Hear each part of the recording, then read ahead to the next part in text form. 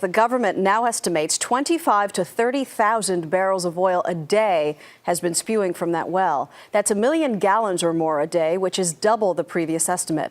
CBS News correspondent Don Teague is in Grand Isle, Louisiana with the latest. Don, good morning. Good morning, Maggie. The question here is how to keep all of that oil offshore and prevent it from continuing to come ashore here. I can tell you local officials don't think they're getting enough help.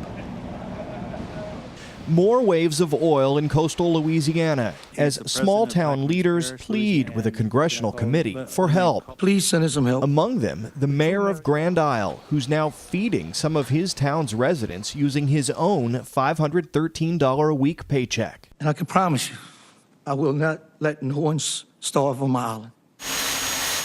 Roland Phillips is just as worried. His oyster boat is now useless. It's in my blood. I love to do it. I'm going to die doing it.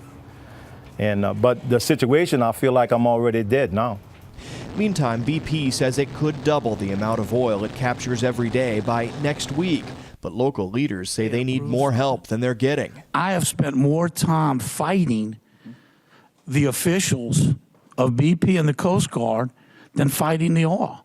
The toll is also growing among Louisiana wildlife. In the first 9 days of June, wildlife workers rescued 547 oiled birds, almost as many as they did all of May.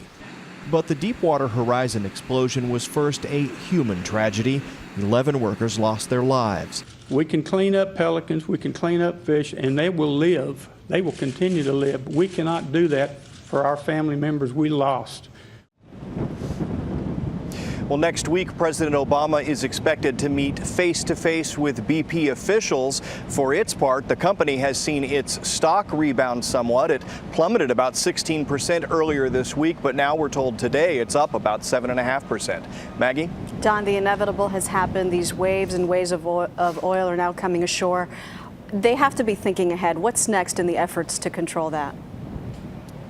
Well, one of the major plans here in Louisiana is centered around barges, two types. They want to bring in barges to block the passes, basically just line them up along the passes and keep the oil from flowing into the marsh areas. They're also wanting to bring some specialized barges. In fact, they have 10 more on the way that have vacuum pumps and hoses that will suck this oil off the surface. So they're waiting for those barges to get here, and that's really their battle plan right here in Louisiana. You're talking about the National Guard? Well, the National Guard in conjunction with the local officials here, yes. Finally. Bring in the barges. Don Teague on the Gulf Coast. Thank you so much, Don. A lot happens early on The Early Show, weekday mornings on CBS.